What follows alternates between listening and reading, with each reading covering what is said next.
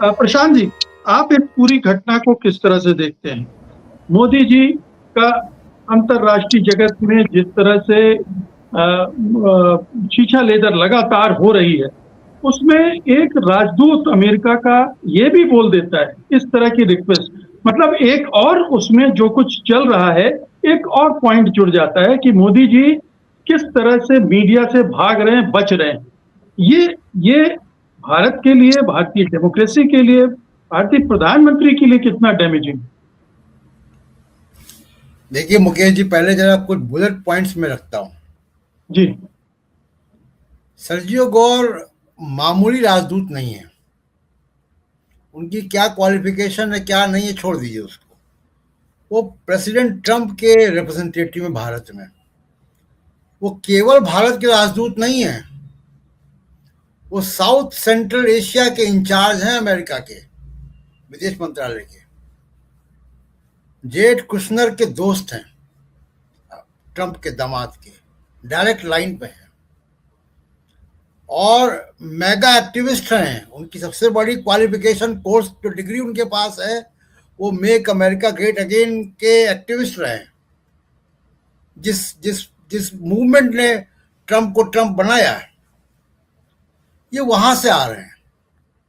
तो इसलिए उसका जो पॉलिटिकल वेट है अमेरिकन एस्टैब्लिशमेंट में, वो बहुत ज़्यादा है। उसका ओहदा बहुत बड़ा है। किसी अमेरिकन राजदूत का ये ओहदा नहीं रहा भारत में कभी भी कि वो साउथ सेंट्रल एशिया का इंचार्ज हो। एक बात। दूसरी बात कि जंतर मंतर के आंदोलन के बाद उनकी जरा मुलाकातें आप देखिए, जो अनिल त्यागी जी डिस्कस कर रहे थे। वो डीके शिव कुमार से मिले हैं, वो रेवंत रेड्डी से मिले हैं, वो विजय से मिले हैं, 22 जुलाई को मिले हैं, लाठीचार्ज के 2 दिन बाद मिले हैं, और वो केरल के मुख्यमंत्री से मिले हैं, सतीशन से मिले हैं। तो उनकी मुलाकातें हुई हैं। सर्जियो गोर भारत की डोमेस्टिक राजनीति में इंटरेस्ट ले रहे हैं, ये हम जान रहे हैं। वो तो मिलिट्री कमांड में भी घूम आए। तो और हम ये मान के चलें कि भारत की राजनीति में कम से कम अमेरिका का तो कहीं ना कहीं डायरेक्ट इनडायरेक्ट दखल होता है। अभी जब मोदी जी संकट में आए और उनको 56 इंच का छोटा बंदर कह दिया बच्चों ने जंतर मंतर पे, तो वीडियो डाउन किससे करवाया? अमेरिकन कंपनी से करवाया ना।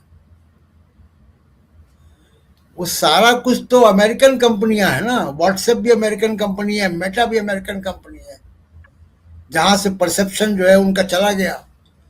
तो ये बहुत सारे फैक्टर्स हैं जिसको देख के ऐसा लग रहा है कि कई बार विदेशी ताकतें अपने बिजनेस इंटरेस्ट को देखती हैं। उनका नेशनल इंटरेस्ट है। उनको मोदी जी से कोई मोहब्बत नहीं है, उनको अमेरिका से मोहब्बत है। और ये अपनी मर्जी से बिल्कुल नहीं कर रहे हैं।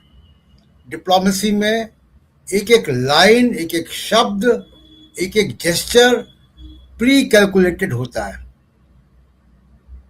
और ये सोचा समझा उनका बयान है, टारगेटेड बयान है, नरेंद्र मोदी की इमेज को डैमेज करने का बयान है। वो क्या नेगोशिएट कर रहे हैं, क्योंकि सीनेट बिल पास कर चुका है 100% टैरिफ का रशिया के ऑयल बायर से। भारत का उसमें नंबर दूसरा है चीन के बाद। वो सितंबर के पहले सप्ताह में हाउस ऑफ रिप्रेजेंटेटिव में जा रहा है, और ट्रेड डील अभी हो रही है। तो ये पैसा टैक्टिस भी है, और साथ में अमेरिका रिकैलिब्रेट भी कर रहा है। उसको केवल नरेंद्र मोदी से वो देख रहा है कि इमर्जिंग पॉलिटिक्स क्या है भारत की, और उसको भारत के दूसरे जो स्टेक होल्डर्स हैं उनसे भी संबंध बनाने, वो पार्टीजन नहीं हो सकते।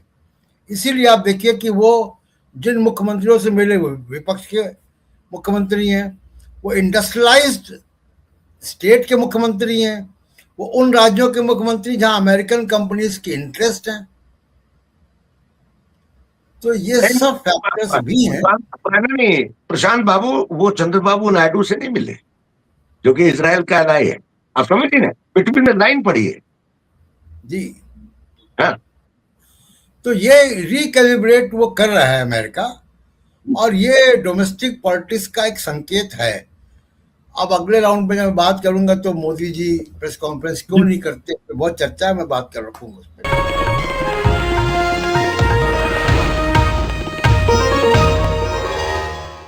Copyright disclaimer under Section 107 of the Copyright Act 1976. Allowance is made for fair use for purposes such as criticism, comment, news reporting, scholarship, and research. Fair use is a use permitted by copyright statute that might otherwise be infringing.